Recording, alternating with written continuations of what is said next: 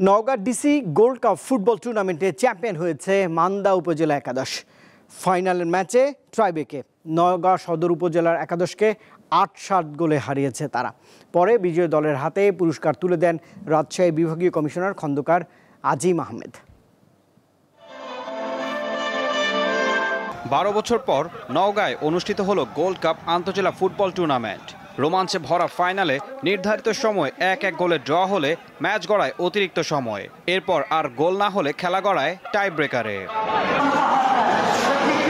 যেখানে নওগাঁ সদর উপজেলাকে ৮-৭ গোলে হারিয়ে চ্যাম্পিয়ন হয়েছে মান্দা উপজেলা একাদশ। ফাইনালে ম্যান অব দ্য ম্যাচ হয়েছেন সদর উপজেলা একাদশের সাফি, আর ম্যান অব দ্য টুর্নামেন্ট হয়েছেন মান্দা উপজেলা একাদশের নয়ন। টুর্নামেন্ট সেরা গোলদাতা নির্বাচিত হয়েছেন পত্নীতলা উপজেলা একাদশের Abu Saleh. High voltage final দেখতে নওগাঁ সহ আশেপাশের হাজার হাজার ফুটবল প্রেমী ভিড় করেন জেলা স্টেডিয়ামে।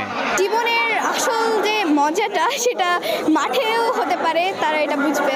খেলাধুলার প্রতি যেই মানুষের যে অনীহা বা ইয়েটা সেটা কমে গিয়ে সবাই মাঠে আসার চেষ্টা করে। আমি এই উদ্যোগকে সাধুবাদ জানাই, বিশেষ করে যেহেতু যুবক সমাজদেরকে দীর্ঘ সময় খেলার মাধ্যমে ভালো কাজে সংযুক্ত করে রাখা যাচ্ছে। একসময় দেশের ফুটবলের নওগাঁর বেশ দাপট ছিল। এনামুল হক, আজিমউদ্দিনের মতো মাঠ কাঁপানো জাতীয় দলের ফুটবলারের জন্ম এই নওগাঁতে। নওগাঁ জেলা যে ক্রীড়াঙ্গনে তার একটা পরিকল্পনা, ইনশাল্লাহ আমরা সেই পরিকল্পনাকে সাকসেস করার জন্য আমরা সর্বোচ্চ সব ধরনের চেষ্টা করব, এবং আমরা যারা ক্রীড়া সেক্টরে যারা আছে আমরা সকলেই মিলেই নওগাঁর ক্রীড়াঙ্গন শুধু ফুটবল নয়, আমরা ফুটবল, ক্রিকেট, হ্যান্ডবল, ভলিবল যত ধরনের ইভেন্টস আছে সব ইভেন্টসে আমরা মনোযোগ দিব, এবং সকল ইভেন্টসকে আমরা একের পর একে আমরা হাত দিব।